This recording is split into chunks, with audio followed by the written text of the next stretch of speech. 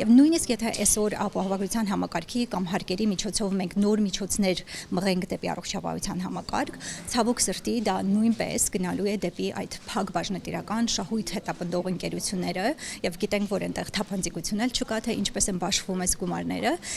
եւ ես շատ հավատեմ, որ եւ հասանելիությունը եւ մատչելիությունը եւ որակը բարելավելու է մեր ազգաբնակչության համար։ Ես շատ կուզենայի որպես մասնագետ տեսնել մի վերլուծություն, որտեղ այս նախարարությունը կատարել է եւ կկարողանա մեզ ցույց տա, որ այս համակարգը ներդնելով որքանով ենք մենք կարողանալու իջեցնենք օրինակ այդ գրպանից արվող վճարները։ Ես ուրեմն արդեն նշեցի, որ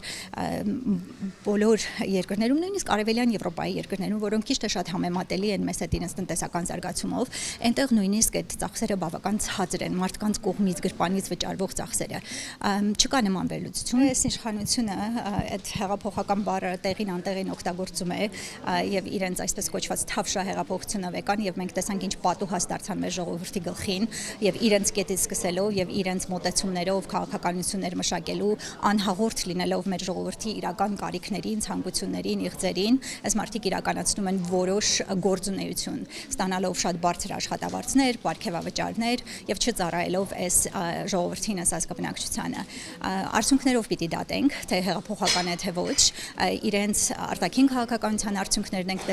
տեսել ենք իրենց մյուս քաղաքականության արդյունքները, հույս եւ հավատ չի ներշնչում, որ այս հեղափոխությունը մեզ դրական բաներ է բերելու։